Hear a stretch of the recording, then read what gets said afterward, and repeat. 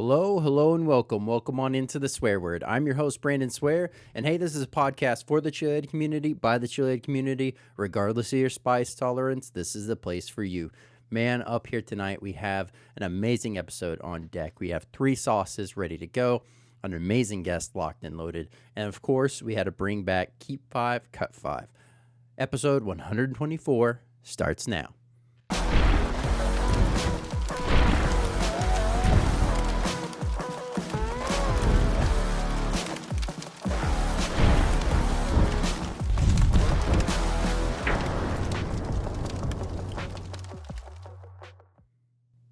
What's going on, Swear Nation? So glad to have everyone here, whether you're tuning in on YouTube, Spotify, Rumble, Apple Podcasts. Thank you so much for being here and continuing to make this show what it is. Up tonight, we have 3 sauces on deck, and this is from Seed Ranch Flavor Co. So we'll be diving into those, as well as we have David here to discuss everything Seed Ranch Flavor Co.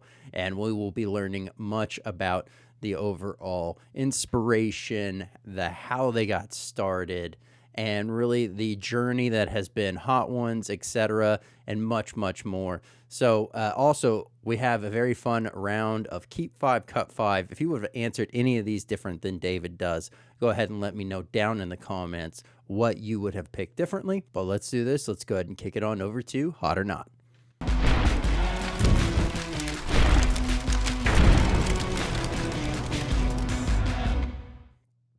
Welcome on into Hot or Not. Up tonight, we have 3 sauces on deck. These are all from Seed Ranch Flavor Co., and we are going to be diving into all 3 of these here. And want to go ahead and remind you, I don't do things like everyone else. I do it out of a 1 out of 5 scale instead of 1 out of 10. And really, that's based off of 5 different categories. Those categories are heat, aroma, flavor, versatility, and burn. Yes, heat and burn are 2 different things for me. Heat is that max first 30-second window, and then burn is anything after that 30 seconds, where it sits, how it sits, does it amplify, does it intensify, does it leave and come back? All these things go into burn, as well as I don't like to read the ingredients ahead of time. I like to let my taste buds do the exploration and really get to pick up what my taste buds are telling me are there, and then we all learn together what's in the overall sauce and how it potentially works out even better. But let's do this. Let's go ahead and check out the first product tonight. This is the Hot Thai Green. Now, as you can see here, great overall representation, and this version in particular is one that was featured on HoN, so you may remember it from there. And for those that are keeping track, yes, there is a perforation on the cellophane. Now, from a flow standpoint, looks like it's got a nice high flow, very herby, very green, fresh notes going on. Smells like some citrus, maybe some lemongrass, definitely some garlic going on there. Just an ever so slight finish of pepper notes. Cheers. Man, oh man, that is amazing. Bright, earthy, fresh, crisp. Right off the bat, it tasted much like a jalapeno or serrano, one of these bright, fresh green pepper, a nice umami depth, a little bit of a citrus cut, picking up on some ginger, some onion, what tastes like also some lemongrass, and maybe a little bit of cumin going on. From an initial heat standpoint, it's getting the mouth pretty decently, but it's actually much more of a later burn than it is an initial heat. It hits the front of the gums pretty good and then kind of does a slight sizzle tingle out of it. As that starts to fade away, then you start to feel it park more towards the back of the mouth and start to turn up the dial. If you're just starting out, this is one that you're going to be able to use in moderation, find out where you're comfortable with it. If you're working on your own personal best, this is going to be a nice medium heat sauce for you. With this being a Thai style sauce, you can expect it's going to go great with Thai dishes. Anything kind of like a rice dish, any of soups, stews, salads, I could see this going great in,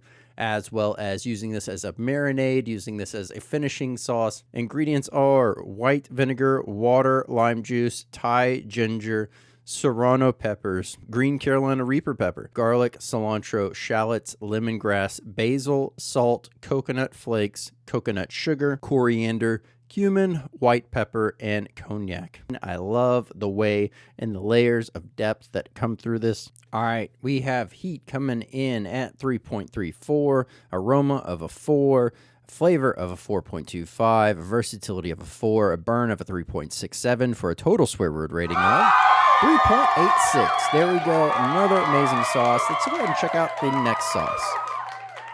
The Umami Reserve, a soft brown color to this sauce, almost kind of like a peanut sauce color to it. It does have the perforation on the cellophane, high flow sauce based on what I'm seeing here. Very interesting, very unique aroma. You're smelling the umami depth, but it definitely smells like some mushroom. There's definitely a layer of depth to this that I'm unable to completely pinpoint here. A little bit of a nutty note. Cheers. Oh my goodness. Creamy, savory, umami, just an explosion of depth. What is interesting is how the sauce itself is very thin. You're getting some of the soy sauce taste right off the bat. That umami, that savory, that depth that's going on. A little bit of what tastes like a little bit of mushrooms, some nuttiness to this. It's almost earthy, but it's not earthy. It definitely has a little bit more of a salty note than, say, a sweet note. So as I'm trying to decipher all this, it definitely is playing a little bit of a trick on the mind. It is a little bit stinging in the mouth, so maybe habanero. If you're just starting out, this is definitely going to be hot. It's going to be one that you're going to be able to enjoy. If you are doing sushi, work this in on your plate as you're dipping. Or, you have a rice dish with the protein, work this in. You're going to be able to have a spicy overall soy sauce effect going on. You're going to add that layer of depth, that layer of umami. This would go great in soups, stews, burgers. Using this as a marinade would go great. Using this to incorporate in your own salad dressing. Let's go ahead and read some ingredients here. Gluten-free tamari soy sauce. And then we have water, olive oil, tomato paste, chocolate habanero peppers. Capers. That's that taste that I was getting that I couldn't figure out. Olives, porcini mushrooms, shiitake mushrooms, seaweed. That could also be that flavor that I was trying to figure out. Garlic, red miso, balsamic vinegar, chipotle, carrots, dates, sesame oil, cumin, and cognac. It's a nice trickle effect of what you are experiencing it and the undertone of that umami-ness the whole way through. All right, heat coming in at 3.4, aroma of 3.87, flavor of 4.12, versatility of a 4, burn of a 3.6 for a total swear word rating of 3.8. There we go. Once again, another amazing sauce from Seed Ranch Flavor Co. But let's check out the next sauce here. Smoky Ghost. Brown sauce with red undertone. For those keeping track, yes, this does have the perforation on the cellophane. Wow. All right, interesting. Picking up right off the bat, cumin, a little bit of course, to be expected, a smoky depth to this sauce, a little bit of a citrus and vinegar note, but for the most part, it is just smoky. I smell a little bit of cumin and definitely getting a pepper note, but here we go. Cheers.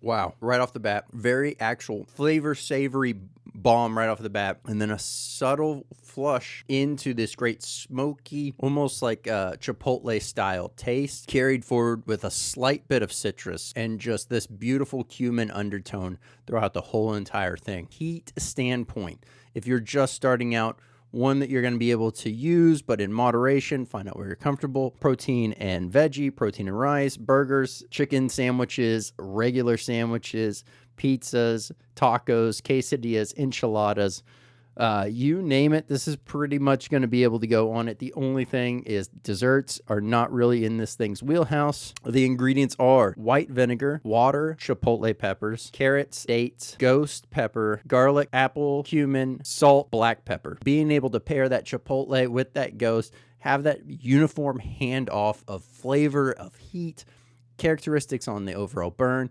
Absolutely phenomenal. If you're working on your own personal best, you'll say this is going to be a nice medium heat sauce for you, dependent on where your overall tolerance is. Heat coming in at 3.4, aroma of 4.2, flavor of 4.22, versatility of a 4, burn of a 3.6 for a total swear word rating of 3.89.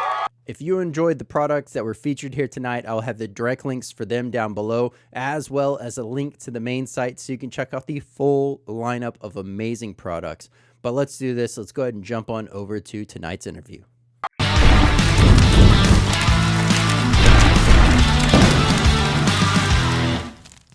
Hey, David, how's it going? Going great. Going great. How about yourself? Doing good. Can't complain. All in all, it was a pretty wild and crazy last week. So to come into this week nice and refreshed and rejuvenated, I am ready to go. So honored to have you here.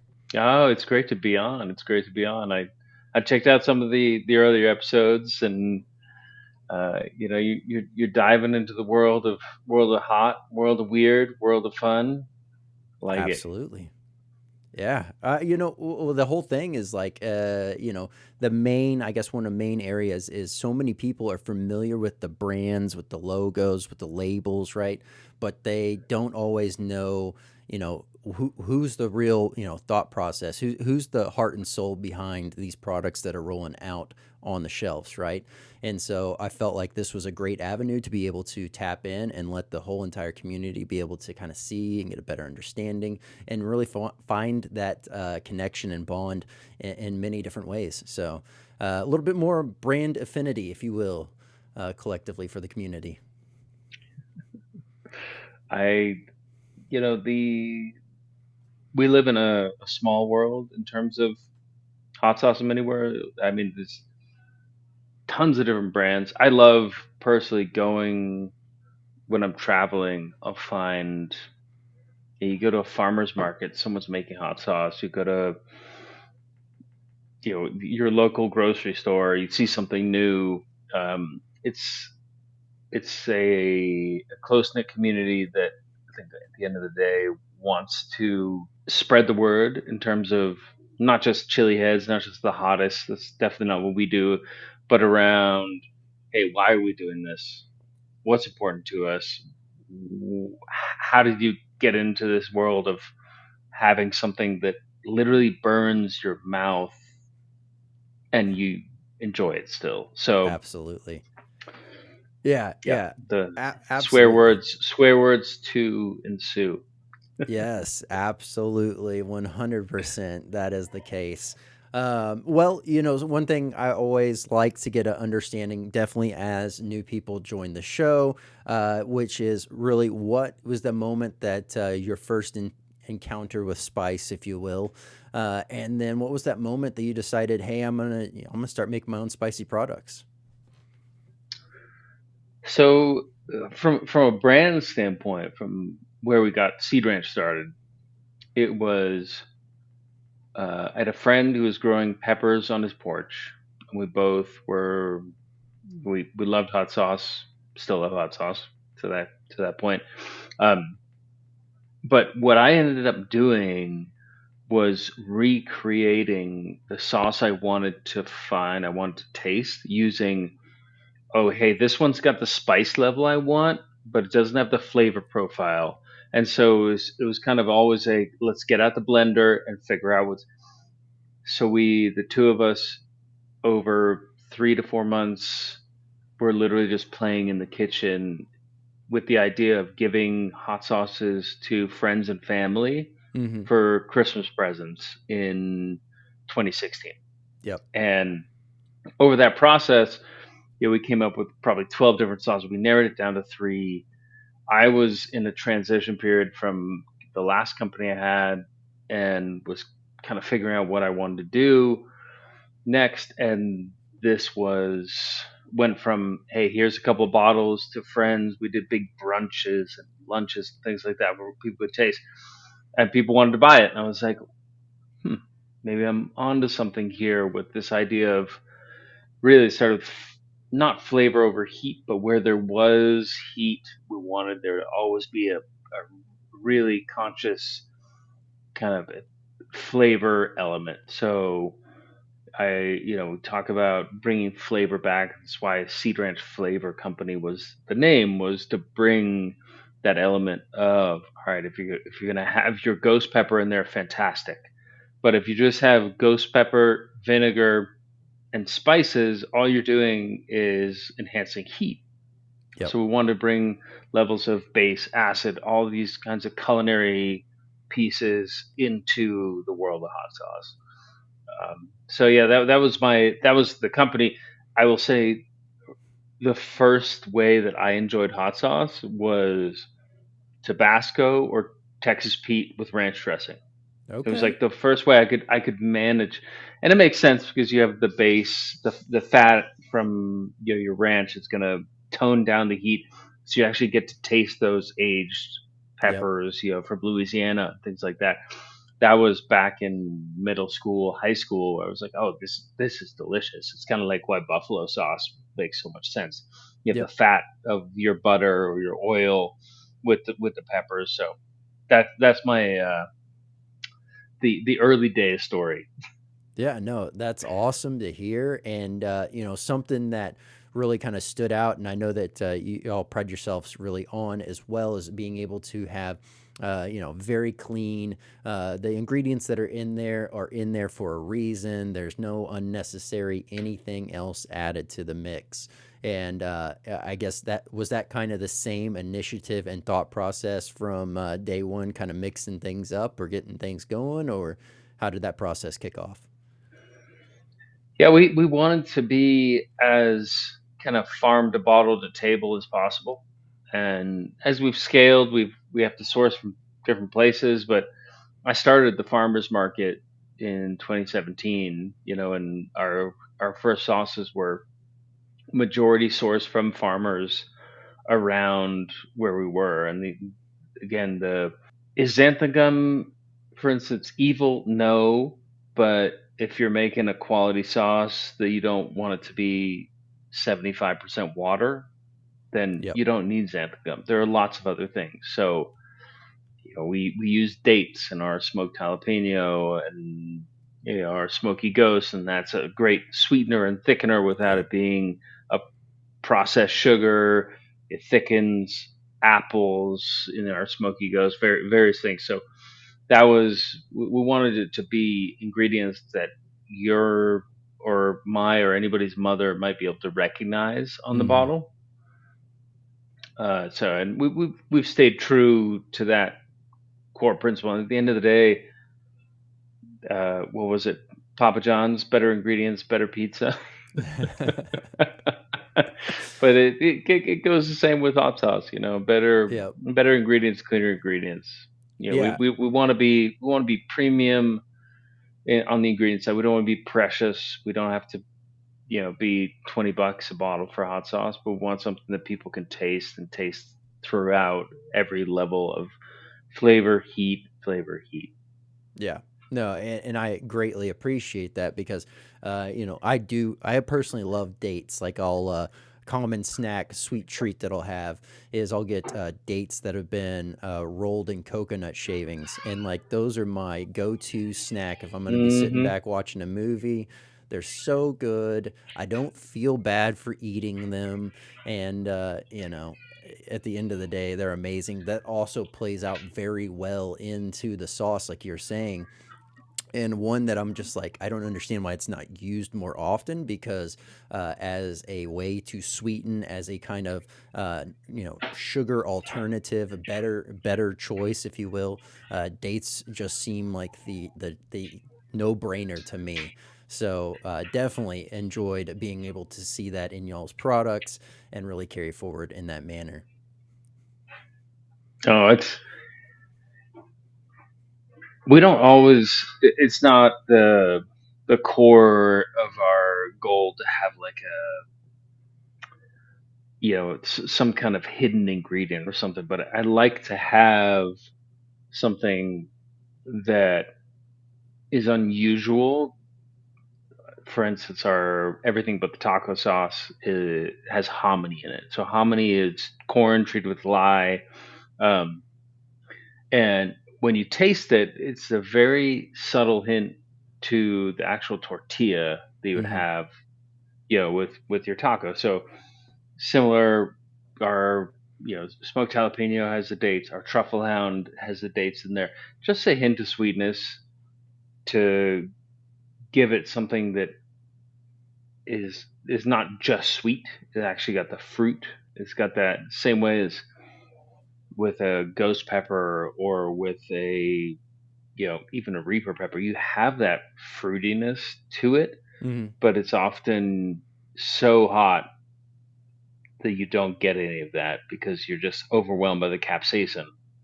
Yep. So yeah, dates and peanut butter. That's my jam in terms of like just a perfect little sweet snack. I I love it. will have to try that. That sounds like a great pairing. I don't know why I haven't stumbled across that one yet. I have been known for applying uh, various ingredients and very much so anything like pepper powders, hot sauces, all these things to very unique areas that otherwise probably wouldn't have naturally occurred. But I have never thought about putting dates with peanut butter. Oh, Now that's it's so good, got my so gears good. Little turning. little salty, sweet, Yeah, creamy. Yeah, you can't yeah. go wrong.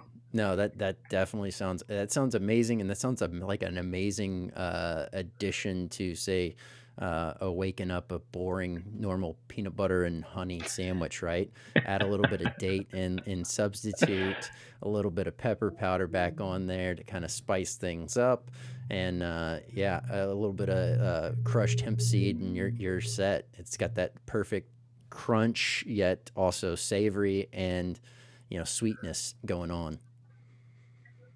So, Texture, right? yeah, Texture is it's why hot sauce is a vehicle for flavor.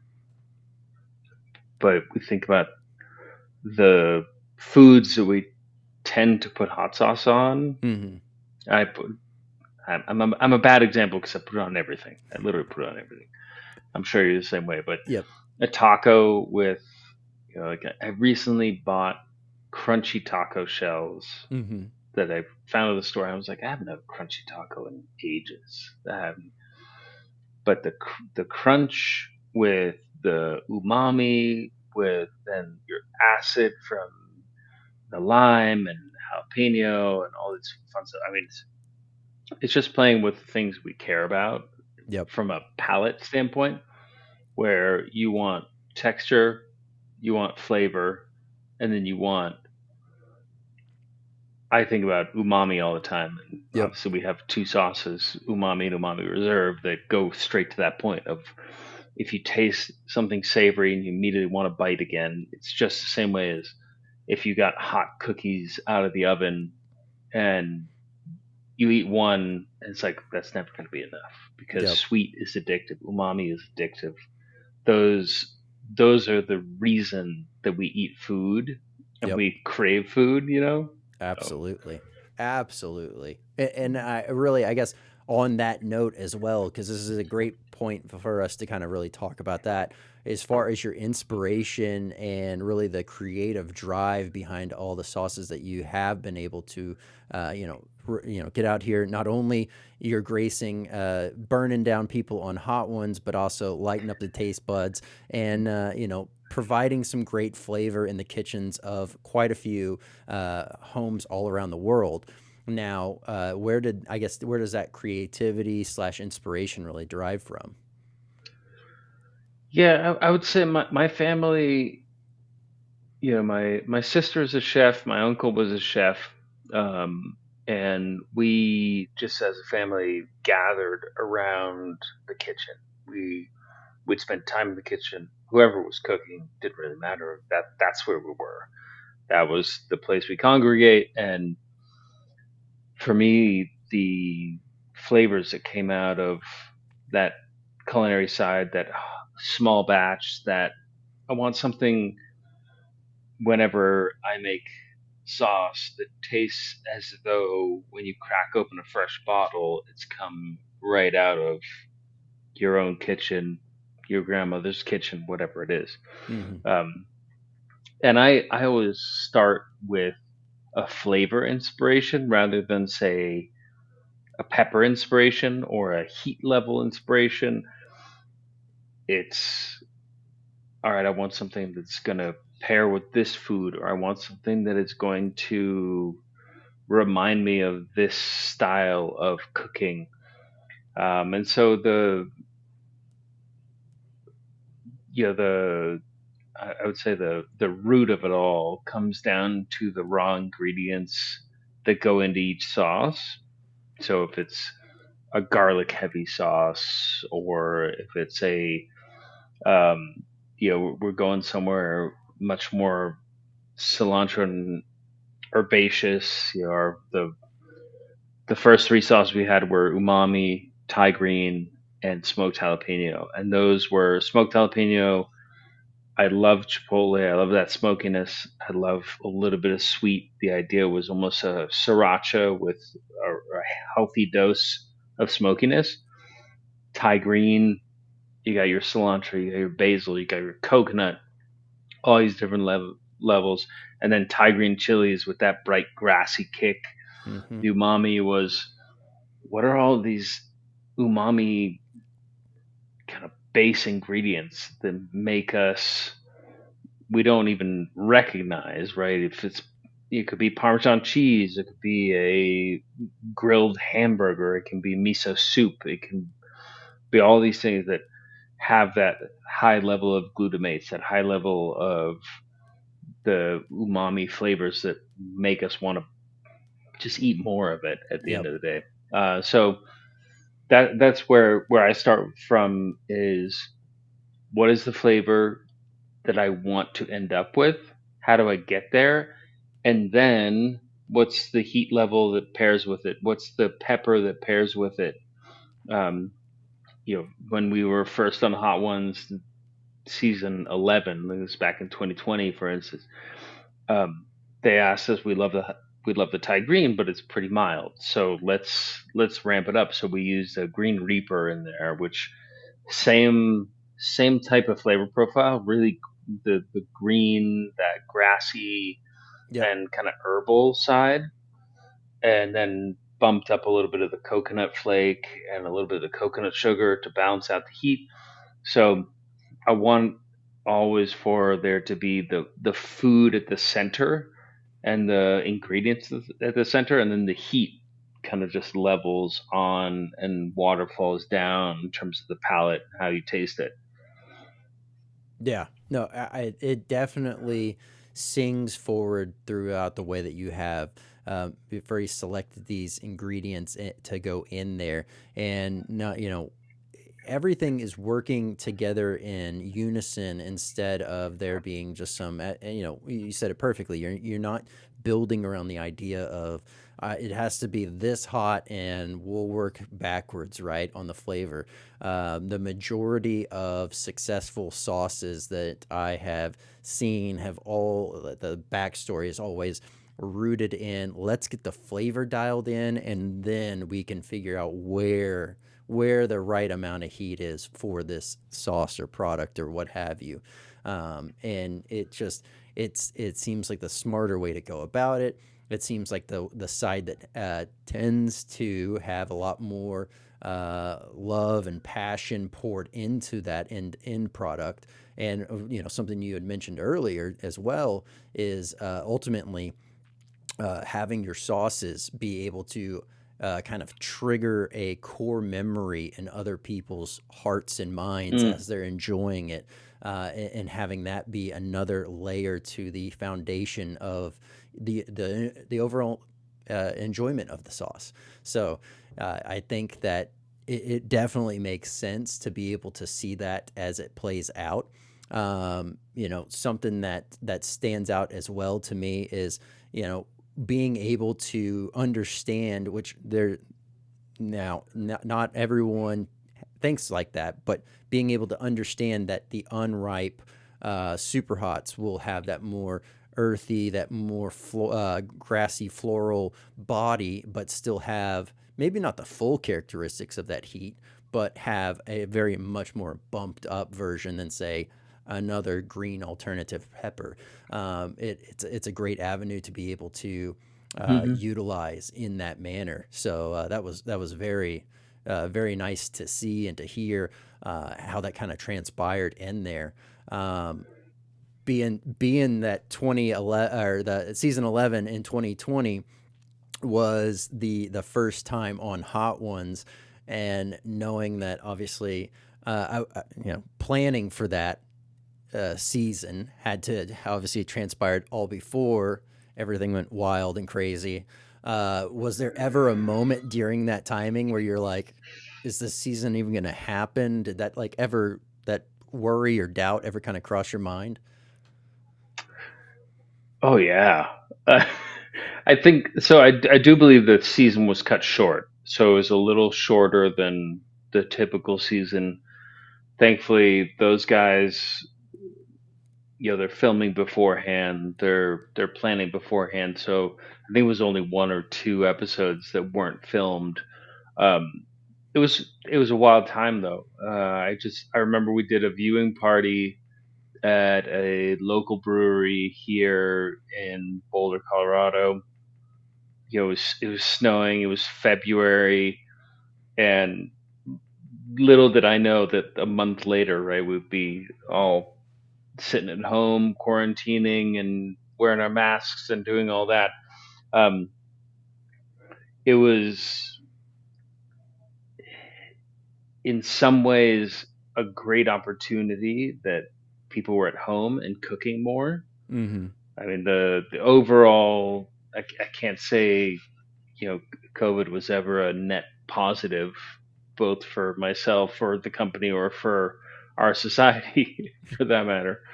But it was, yeah, we had some other products I was on the back burner that we were about to launch, and when COVID hit, I decided like let's focus on what we're doing now and what is going to be the core of our customer base, which is I'm stuck at home. I'm probably doing way more cooking than I've done, especially metro areas, things like that.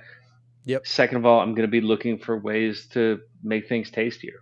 Yep. And so, back to your point about that core memory, the food is such a food and family is so powerful in terms of how we process and how our brains work. But the I wanted to really just hone in on if you have three ingredients.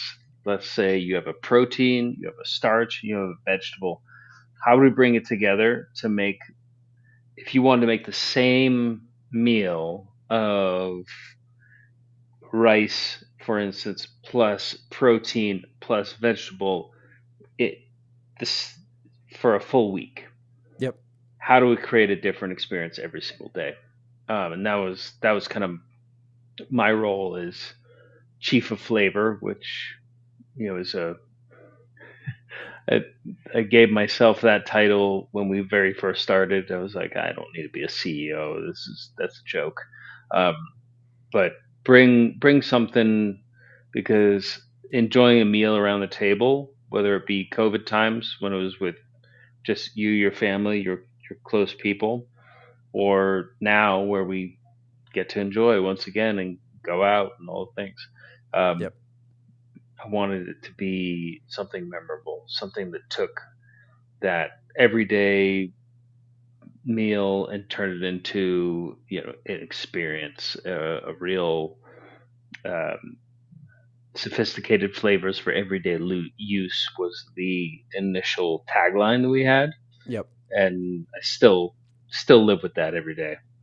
Yeah, no, that makes perfect sense. And yes, to that point, not knocking anyone that is in the situation of having one or maybe two total people in the company and running with the CEO title.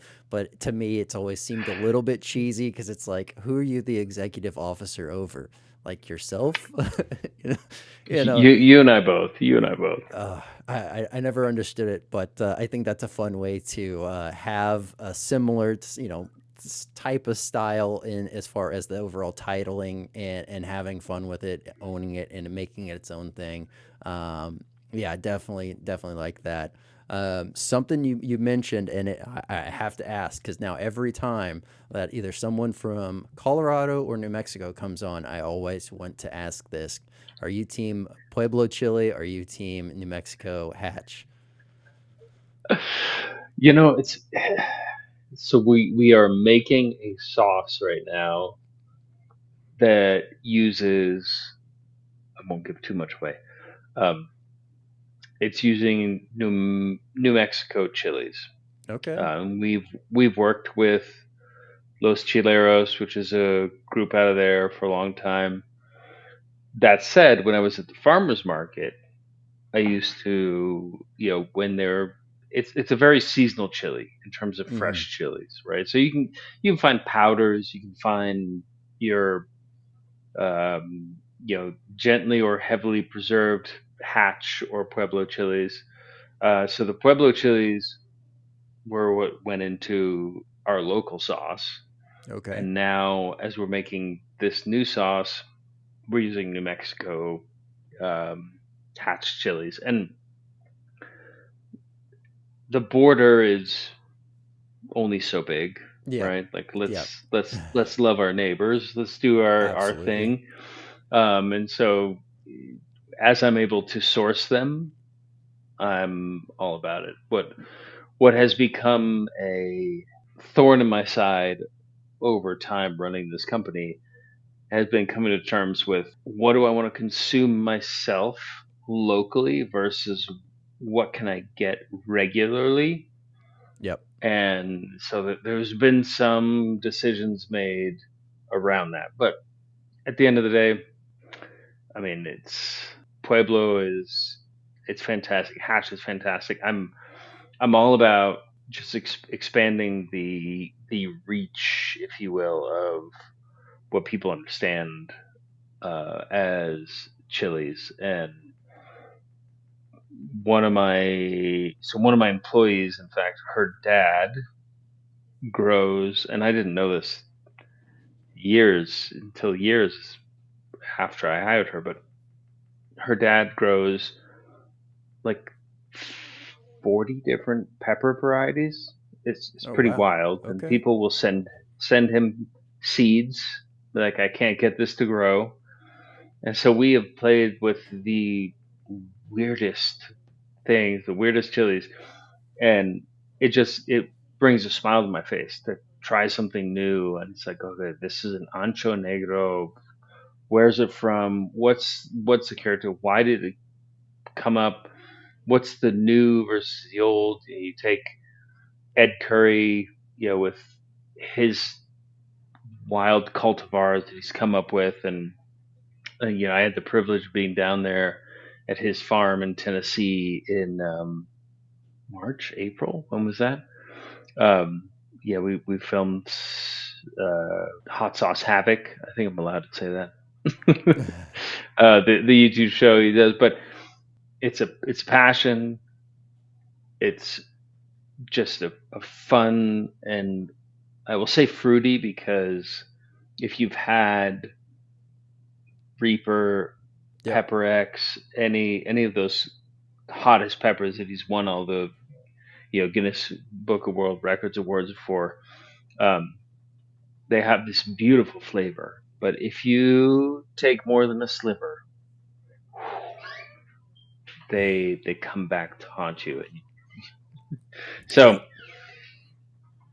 I'm gonna plead the fifth and say I think both are amazing. And if I'm in Colorado, I'm eating Pueblo chilies for the most part. And then from a company standpoint, we're gonna we're gonna get what we can when we can Yep. and make it work.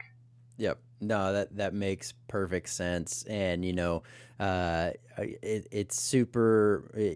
Makes a lot of sense too because it's in my opinion. Once again, I'm probably gonna catch some heat for this, but they taste very similar, very minor nuance differences between the two. And if you were to blindly hand two, over to somebody and try to have them pinpoint it, uh, unless they are a connoisseur of Pueblo chili versus New Mexico Hatch, they're not going to really be able to pinpoint that down perfectly. Um, and so, I mean, definitely, if you, extremely the case if you are also taking out the visual aspect to this as well. Hmm. So, yeah, no, that makes sense from a business standpoint as well. That you would want to kind of weigh those options out as far as availability and being able to get a hold of everything for consistency purposes. So, definitely makes sense there. Now, with your, you had mentioned obviously new products rolling out and things going coming on with that. You've also mentioned hot ones. We talked about season 11. Now we're rolling into, I think this is what, 27 right now, season 27. Um, Hmm. how how have you from I guess just this season so far? How has the overall feedback been for you as far as whenever everyone's being able to enjoy your sauce? Yeah, I love the sauce that is on there right now. It's one that I've been, I don't want to say sitting on, but I I have, at any given time, sauce I'm making for me, for my family, for friends. Um, and there's the choice between, do we launch it? Is this something we want to commercialize? This is just something that I play with in the kitchen. Um, that show has been such a, I think for the hot sauce world in general, it's just been so positive in Yep. the sense that it's the Oprah's book club of hot sauce. And we were blessed to be on there in season 11, blessed to be on there in season 27. It seems like 5 years went by in the click of an eye, if you will. Yep. Yep. um, but it is around what's new, what's fun. Um, the I would say the biggest difference between the two seasons is just how big the show has become, in terms of a random conversation on a flight, let's say. um, just people know it. Yep. It's become the big thing, and those guys are, from Noah literally having a push cart in Brooklyn for hot sauce to a brick and mortar, and that's how I met them in the first place. Was I was in 2016 walking through Brooklyn, and randomly it was complete just circumstance, but I walked past the store. I was like, this is a brick and mortar store, very cool, exposed brick, all the fun stuff. Um, just selling hot sauce. How could this be? So it was it was kind of a bright light to see that, all right, this isn't just me. It's not just you. It's not just people like us who, we want that capsaicin rush Hmm. together with some flavor, but this has legs. And it's been a yeah, it's been a flavorful and spicy blessing, if you will. And we're in the two spot Yep. this year with just winging it, and I was surprised. I was like, this is a pretty spicy sauce, but sure enough, I think everyone's up their game. Everything's a little more dialed. And just look at the flavor profiles from season one, where you had Cholula and the two spot Yep. and big brands, to now where everything has layers of, again, layers of flavor. Like nothing on that show. Okay, the bomb. We know what the bomb is supposed Yeah. to do, Yeah. but everything else. I mean, Apollo the experience, all those. They're hot. They are very hot, but they've got flavor. They've got something behind it where for your average everyday person, if you put couple of drops of that, say in just let's say soup or stew or gumbo or something, Yep. you're gonna experience. You're gonna get the flavors out of there. It's not just about here's some you peppers plus garlic and spices, Yep. um, and you'll see they've put everybody on the map in terms of whether you're on hot ones or not. Almost doesn't matter. It's just ah here we are. Hot sauce. Hot sauce is real. Yep. It's a new ketchup. And then from I mean, this is going off in a tangent, but from a just a health and wellness standpoint, I love to see people using hot sauce in place of traditional condiments that might not be the best for you, especially let's say ketchup. Absolutely. Nothing against, no shade on ketchup. I still use ketchup. It's still fine, but it doesn't have to just be sugar plus flavor. Now you actually have something that you can use on a daily basis, feel good about. Yeah, no, absolutely. And yeah, I you're whenever you said that, it absolutely resonates with me. Health conscious. I've always been a little bit more health conscious, if you will, than say your traditional American diet for many years. And then 2014 completely threw everything else that I cherished out the window because I was like, it's not great for me. Way too much sugar than I need to. I don't even know what that is. And like, so things just started dropping out left and right. And the radical change in not only my energy levels, my overall cognitive functions, just being able to live and not have to worry about uh, feeling yucky absolutely elevated whenever I was able to start making wiser decisions. Yes, I will still have some catch up every once in a while, but now I start to either make my own at home, or I Hmm. try to find something that's a little bit more on the clean side. That way, I'm not taking in gobs of sugar, essentially, right? And so, uh, yeah, I absolutely agree. I think that what it's been able to do for the hot sauce industry as a whole is great. It's attracting a lot of people that otherwise, at the end of the day, those individuals that don't know much about hot sauce or the spicy food industry as a whole, they're coming in for those celebrities, and they're wanting to know what the celebrities are talking about or what they're doing, and then they're getting exposure, and then that you're seeing the overall growth of the industry year over year over year, not only just from there, but as a whole, as a collective, everyone getting the word out, and people getting turned on to spicier alternatives to things, and it's a great thing to see and to continue to watch. Yeah, it's and the idea of how do you whether you have the know-how to make super flavorful food from scratch, or you just don't have the time or whatever it is. It's a cheat code for bringing in all of those to your everyday meals, and that's the Absolutely. way I look at it. And from I have two boys. One's 14, one's 10. Ironically, my 10-year-old loves really hot stuff. My 14-year-old does not, but they both appreciate the flavors that come into it, and Yep.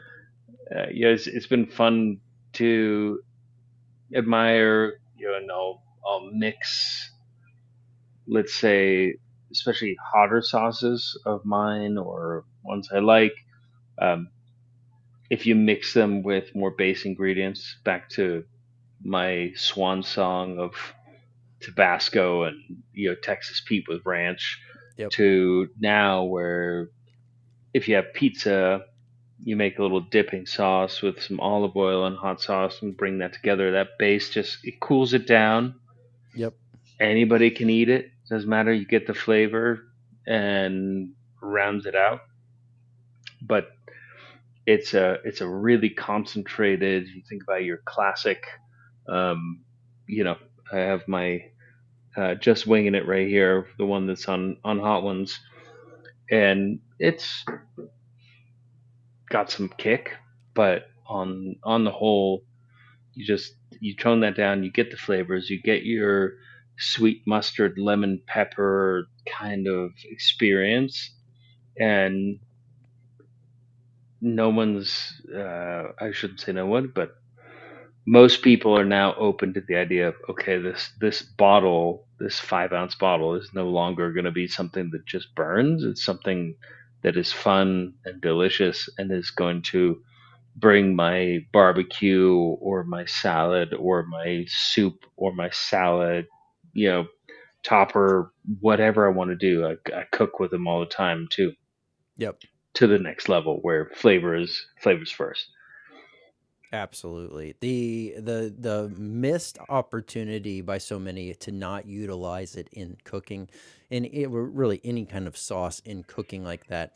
It just, I don't understand how that disconnect happens, but it's always one of those great feelings when you hear back like, hey, I tried to cook with, XYZ hot sauce, or I tried to marinate with this hot sauce before cooking, and then I used it as a glaze afterwards, and it's like, yes, yes, please do that more. It's so great.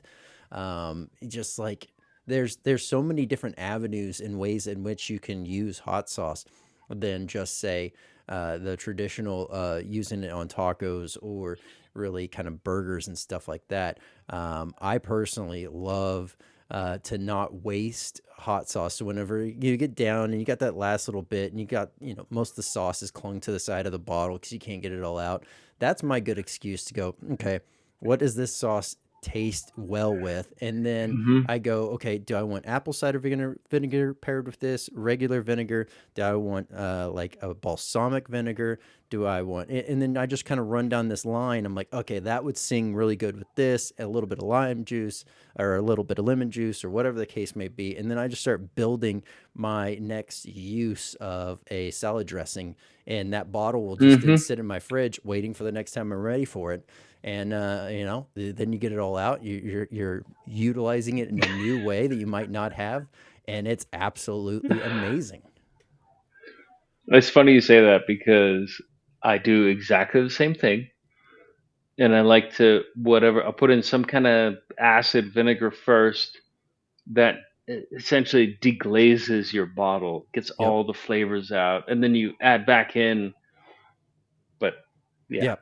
Yeah. E- I'm a every huge time. fan of the same thing. E- The You get all the flavor out of the bottle, and those 5 ounce bottles. Well, for me, they go fast.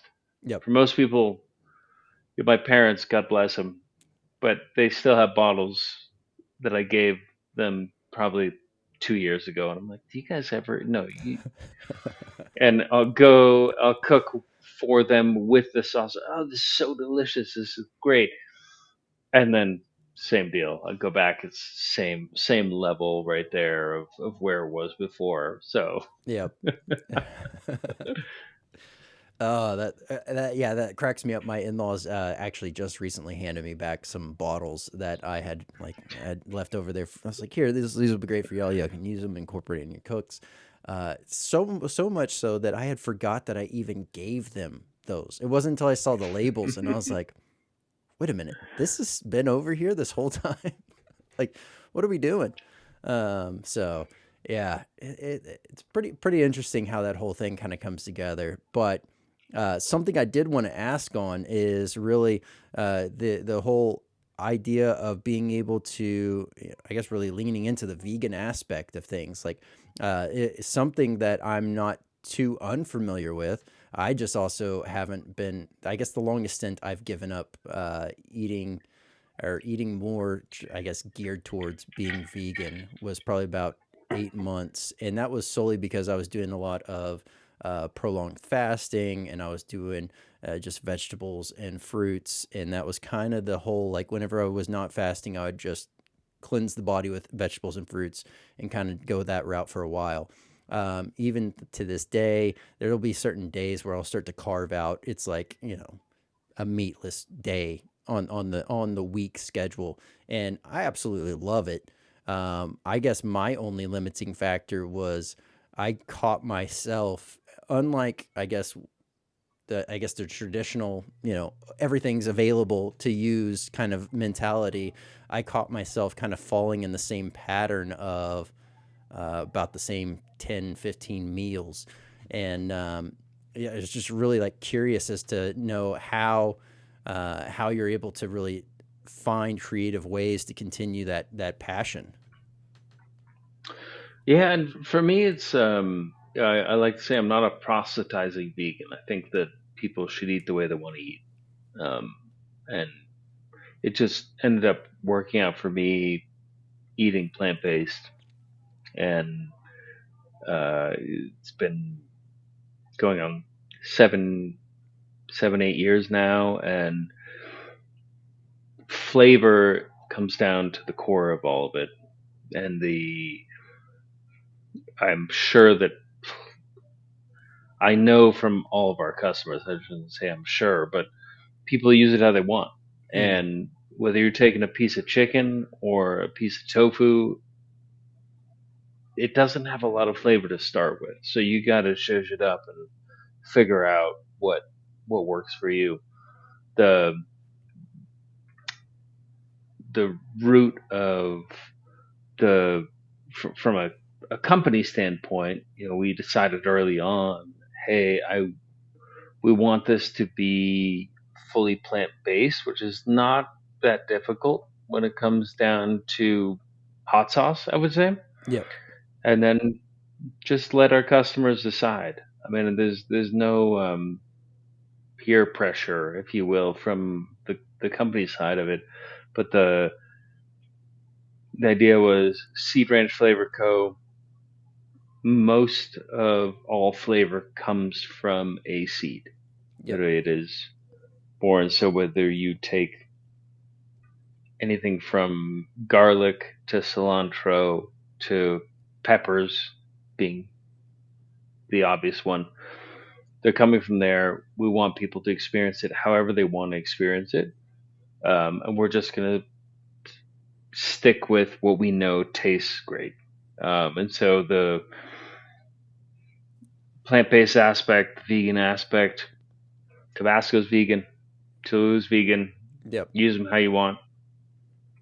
And we'll suggest what we think is right. But we wanted to be more about the culinary inspiration behind it, what happens in the kitchen to create it, and then the best flavor manifestation, if you will, on your plate. So if you want smoky and sweet, if you want tangy and grassy, if you want a level of umami and your gochujang kind of aspect of Korean cuisine matched with your tangy fat and spice from Nashville, it's going to go great whether it's a piece of fried chicken or if it's a grilled vegetable. It's so I would say it goes for everybody, Yep. and we want to just make sure that the flavor profiles of every sauce are what we do. So I'm wearing the Body by Hot Sauce shirt. This is the first shirt we ever made. God knows how many of them I have, but the idea is you do you. You do you. We'll make the flavor. You have fun and play with it. And we'll just be there as your best sidekick in the kitchen. Absolutely amazing. And something I wanted to highlight and point out as well for all those that are watching and listening, you also have recipes on your site and really being able to give people the creative inspiration there. So, draw into that. If you're listening to this, maybe you're not one that normally cooks and you're wanting to try to find fun and great ways, definitely head on over there and check those out. Something that's always asked, and I might as well go ahead and ask it now, which is, what if you have a overall heat preference level for a daily consumption? What is that? What is that range? I'm in the I would say a medium to medium plus, and I err on the side a medium plus. So the just weighing it this on there, we call it a medium. It's for my Muggle friends, for you Harry Potter people out there. It's a little spicy for a medium, we'll say, but I want something that is gonna awaken the senses. Capsaicin, after all, is a vasodilator and gives you a little rush. Feel good about it. Um, I definitely want a spice level that brings out something more than just the flavor. That said, yeah, I dabble in the hotter side. I'm not an extra hot guy. I'm not someone who just wants to get lit up every time I eat food. I'm sure same with you. There's certain foods that at this point in building, this company and building sauces where I do just expect, if I'm gonna eat some gumbo, or if I'm gonna have um, I would say almost anything on the grill. I've had a lifetime of eating the same. Back to the ketchup, like ketchup and fries, great. You Yep. know what's really good?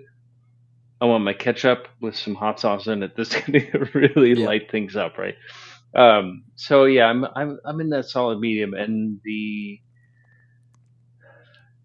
I definitely enjoy spicy, but I'm not one of those people who has a crazy tolerance. It's gonna eat Reaper peppers by the dozen and be happy. I land back on flavor first and flavor over heat, and that's where we've kind of built our little company here and our brand in terms of bringing flavor first, and then the little punch that just continues to add and give back and enhance every bite.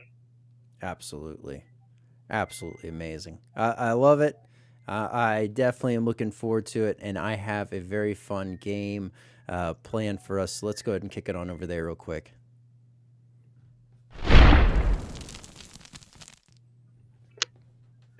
All right, here we go. We have keep five, cut five. This here is going to be everything is listed 1 through 10. I'll read them off for those that are just audio listening only on Apple Podcasts. But here's where you get to decide.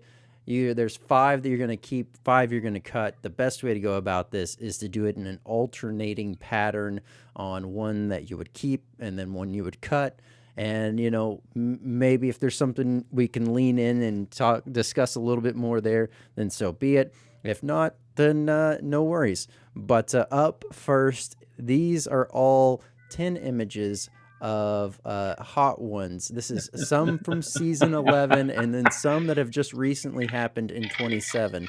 So up first, number 1 is Owen Wilson. Number 2 is Zoe Kravitz. Number 3 is Big Sean. Number 4 is Aaron Paul. Number 5 is Justin Timberlake. Number 6 is Zac Efron. Number 7 is Dakota Johnson. Number 8, Tim Dillon. Number 9, Will Ferrell. And number 10 is Margot Robbie. So, where would you like to start? A keep or a cut? You chose like all the. This is difficult. This is very difficult. Yep. Um, I will say.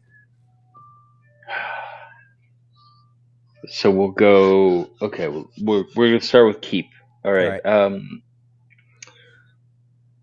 Owen Wilson, because I've been a huge Owen Wilson fan. Wow, wow, wow, wow, for so long. Yep. And on the episode, he said, "Just winging it.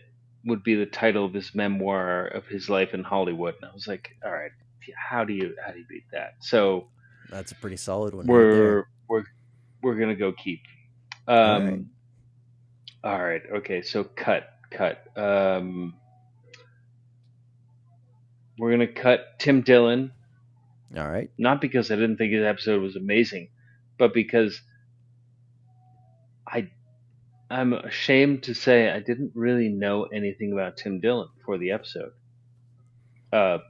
And ironically, it was a great, like, super insightful, but I have to go 50-50 here. Yep. So Yep. we're going to cut Tim. It makes Keep. perfect sense to me because I also was in the same boat. So, Let's go keep. We're going to keep Big Sean. all right. He had like just one of the most entertaining episodes. There was, it was. You got to remember this back in 2020, but I was like, how did you guys? It went from they just bounced all over in terms of Yep. who the host, like, not who the host was, who the guests were. It was super fun. Yep. Cut. Oh man, I don't want to cut any of these people. Shoot. All right. Just because they get cut doesn't mean that you dislike. I know. I'm like, oh. We're gonna cut Margot Robbie. I shouldn't, because just amazing. Yeah. Yeah. I'm only gonna cut her because she was repping at the time. Her, what was it called? Something birds. It was the Joker movie. Oh, the Birds of Prey or something like that. Birds of Prey, which was a terrible film. Yeah. She's amazing. Yes. Barbie, Wolf of Wall Street. Like, let's be honest, amazing. Yep. But the film just didn't do it. We're gonna keep. Let's see. Next, we're gonna go keep Aaron Paul because he crushed it. He mentioned our sauce just totally selfishly. He mentioned our sauce, said we were crushing it and loved it. And Breaking Bad, I can't say much more than that. Yep. Absolutely. Phenomenal show. We are all right. Who are we gonna cut next? So still remaining. We're gonna cut Zach. We're gonna cut Zach because I don't remember anything from his episode. Fair enough. Not because it wasn't a great episode, but I just cannot in my head. I mean, look at all these. You're asking me to cut triple A-listers across the board. I mean, okay. All right. They get placed on a brutal seat, and so it only seems fitting to also place them in the brutal position of being cut.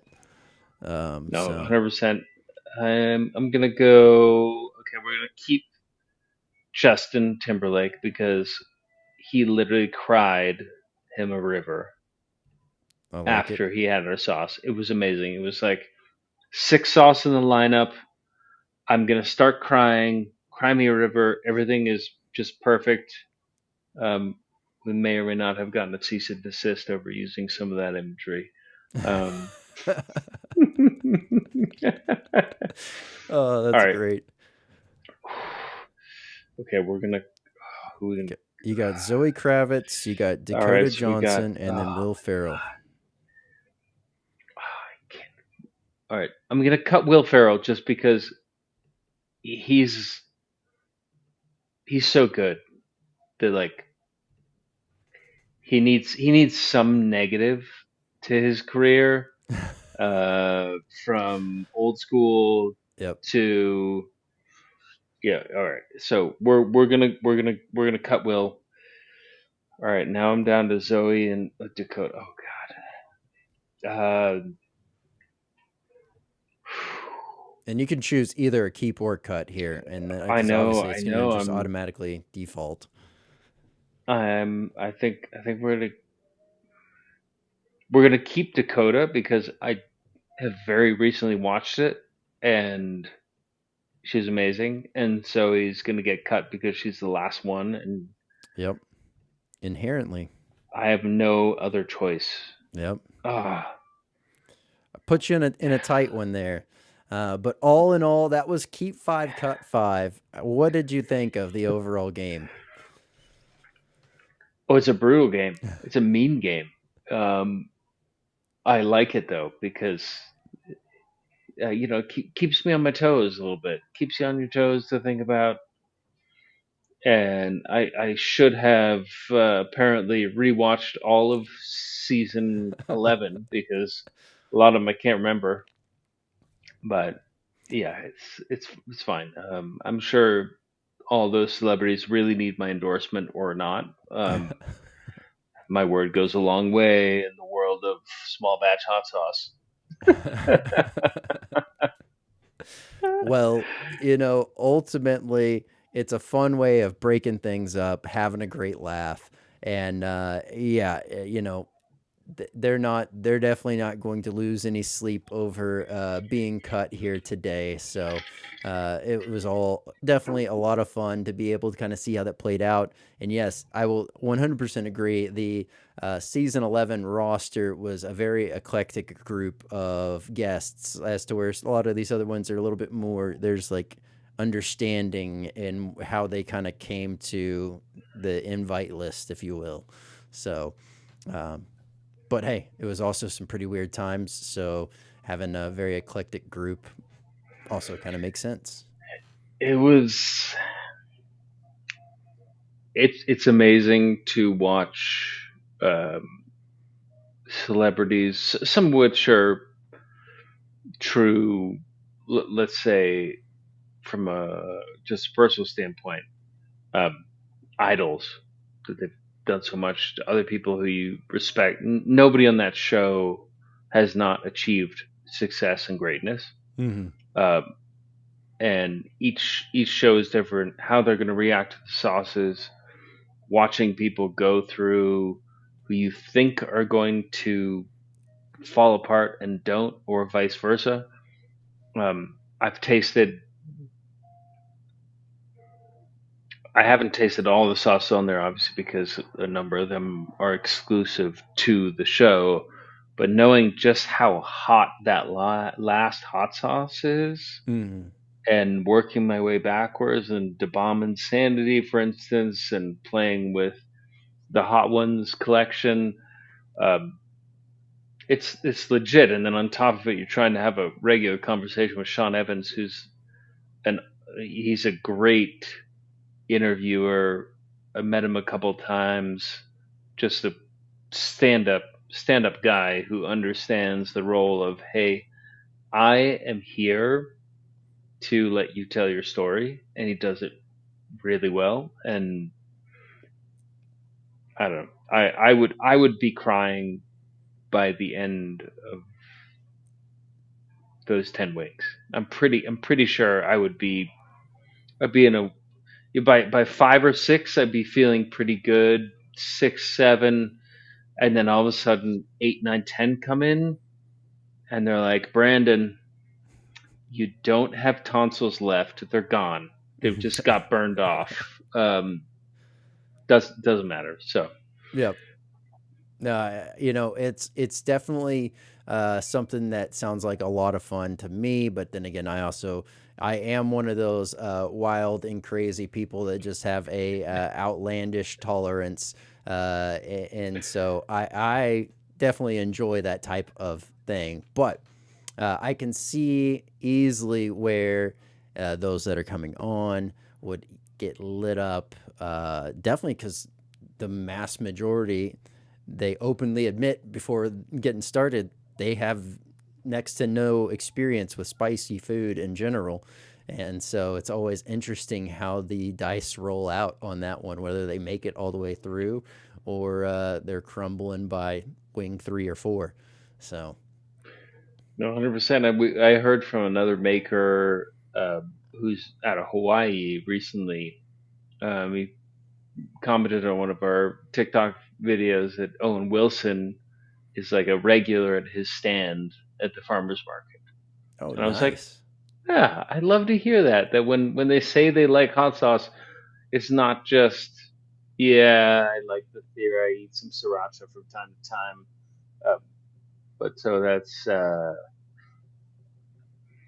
it's an appreciation, credit where credit's due.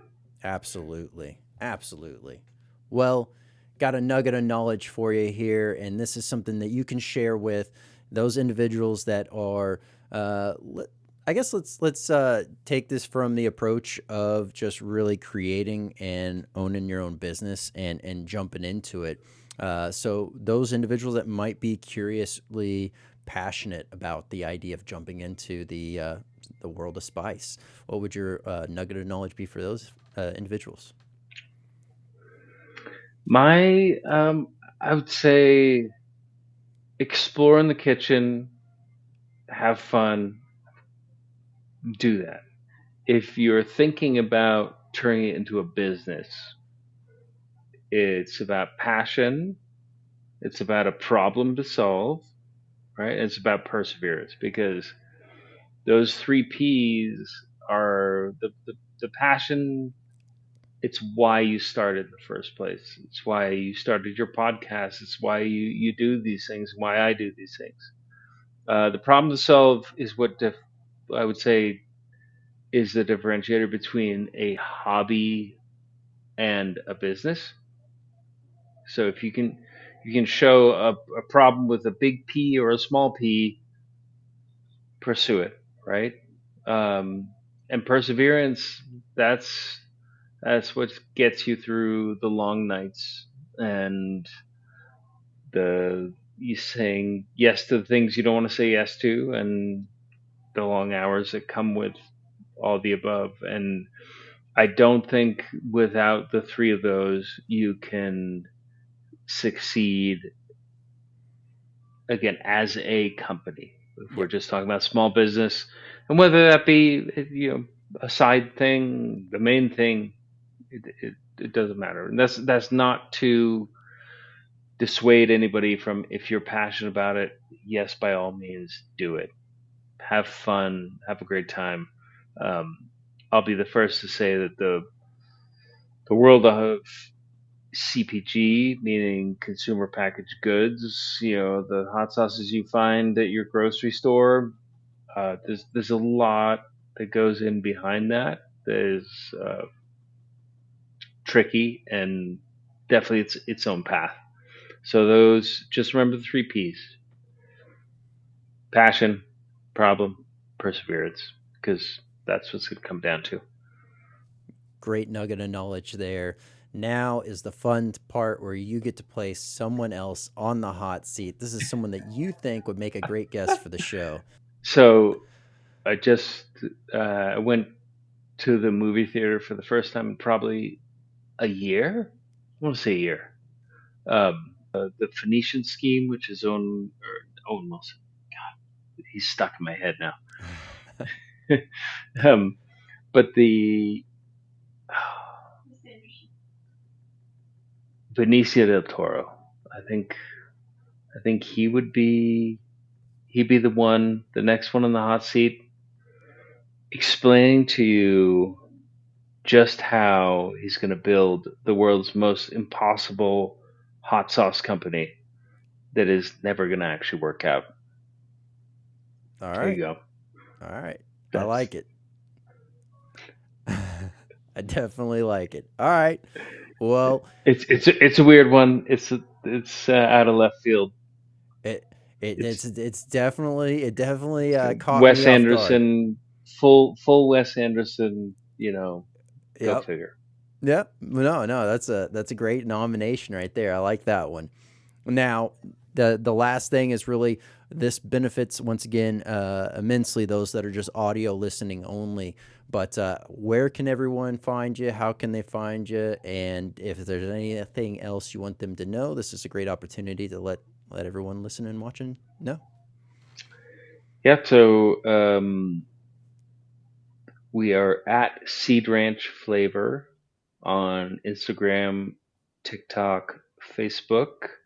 If you want to connect with me directly, I'm on pretty active on LinkedIn at David Delcourt, and then www.seedranchflavor.com. So those, I would say that's the three best ways. And bug Brandon. If you DM him, I will give you my email, and then I'll know you're serious. There we go. There we go. Well, David, it has been an absolute pleasure having you here on the podcast. There's obviously so much more we can dive into, whether that be on the health side or on the business side, or just cutting back up about everything to do with creating great flavor and a nice balance of heat. But definitely honored to have you here and would love to have you back on. Thanks for having me. It's been a pleasure. Thank you, Thank brother. David, thank you so much for coming on the podcast here tonight. It was an absolute pleasure having you on here. If you want to keep up with Seed Ranch Flavor, I will have the direct links down below, as well as the products that were featured here on Hot or Not will have direct links and a link to the main site so you can check out the full lineup of products and all the amazing offerings they have. And definitely keep up with the end of season 27 of Hot Ones and watch how Winging It does. It continues to light up those guests that come on and really open up their flavor and taste buds in that amazing manner that it does. Want to give a quick shout out for all of those that have been sharing out the podcast. Thank you so much for what you do. Absolutely. Thank you, thank you, thank you. I can't say it enough. Continue to share this out with other like-minded chili heads or individuals that are just curious about the world of hot, because this is where you can find everything to do with the world of hot. And don't forget, new episodes every Tuesday, Thursday, 8 p.m. Central. Want to give a quick shout out to our sponsors, podvision.io. If you're looking to grow your brand, start your brand, you've hit a bump in the road, you're trying to figure things out, highly recommend checking out podvision.io for all of those needs, as well as webdx.one. If you have an online site, maybe you had somebody at one point, you lost contact with them, maybe you never got around to getting a website built, highly recommend reaching out to webdx.one. Make it nice, simple, painless, and get you looking great and on your way. I'm Brandon Swear, and from everything from the world of hot, this has been The Swear Word.